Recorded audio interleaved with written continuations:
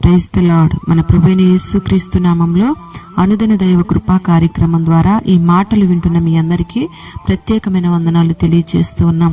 ఈ మాటలు వింటున్న మీకు నా దేవుడు ఉన్నతమైన కృపను అనుగ్రహించును గాక. ఆమేన్. పరిశుద్ధ గ్రంథంలోంచి రాజుల మొదటి గ్రంథం 17వ అధ్యాయం మొదటి వాక్యాన్ని చదువుకుందాం.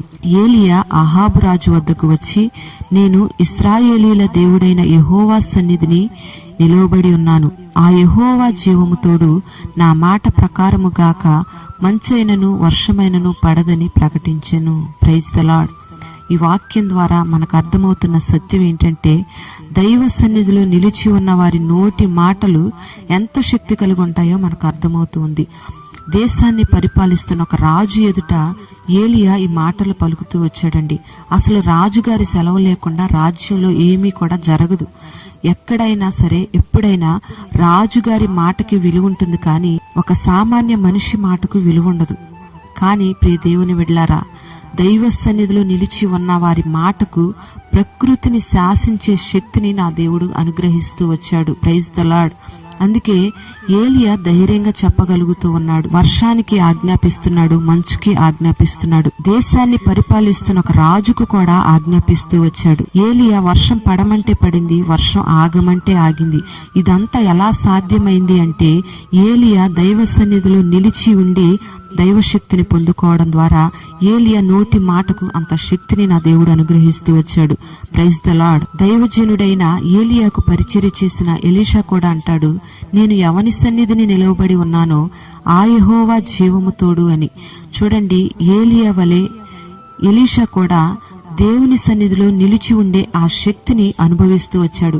ఏలియాలో ఉన్న ఆత్మ కంటే రెండింతల ఆత్మాభిషేకాన్ని ఎలీషా పొందుకుంటూ వచ్చాడు. ఏలియా చేసిన అద్భుతాల కంటే కూడా ఎలీషా మరిన్ని అద్భుతాలు చేయగలిగాడు. Praise the Lord. మరి దైవ సన్నిధిలో నిలిచిన యెహోషువను కూడా మనం గమనిస్తే, యెహోషువ కూడా ప్రకృతిని శాసించగలిగిన శక్తిని పొందుకున్నాడు. సూర్యచంద్రులను నిలవమని ఆజ్ఞాపిస్తే యెహోషువ చెప్పినట్లుగానే అవి నిలవమన్న చోట్ల నిలిచాయి. ప్రియ దేవుని బిడ్డలారా, అనేక మంది దైవ సేవకుల నోటి మాటలలో దైవశక్తి ప్రత్యక్షమవుతూ వచ్చింది. ఇది ఎలా సాధ్యమైంది అంటే, వీరంతా కూడా దైవ సన్నిధిలో నిలిచిన వ్యక్తులు. వీళ్ళు పడిపోలేదండి, కూర్చోలేదు, నిద్రించే స్థితిలో కూడా లేరు. ఈ దినాలలో క్రైస్తవులు అనేక మంది సన్నిధికి వస్తూ ఉన్నారు, కానీ సన్నిధిలో నిలిచి ఉండడం కనబడడం లేదు. సన్నిధిలో నిలిచి ఉండే ఆ శక్తిని కోల్పోతూ ఉన్నారు. ఏదైనా ఒక రోగం వస్తే ఆ రోగాన్ని బట్టి భయపడిపోతూ సతికల పడిపోతూ ఉన్నారు. సంఘంలో దైవజనుడు నోటి వెంట ఒక హెచ్చరిక బోధ వస్తే విశ్వాసంలో పడిపోతున్నారు, సంఘంలోంచి పడిపోతూ ఉన్నారు.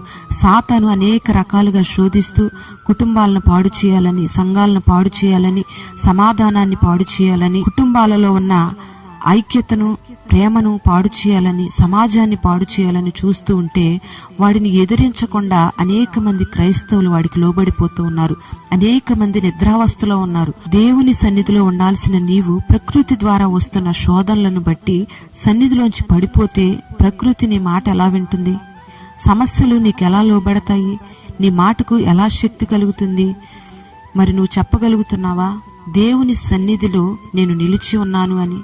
మరి మాటలు విన్న తర్వాత అయినా నువ్వు ఒక తీర్మానంతో దేవుని సన్నిధిలో నీవు నిలవగలిగితే, నా దేవుడు నీ నోటిని శక్తితో నింపబోతూ ఉన్నాడు. ప్రకృతిని శాసించగలిగిన శక్తిని నా దేవుడు నీ నోటి మాటకు ఇవ్వబోతూ ఉన్నాడు.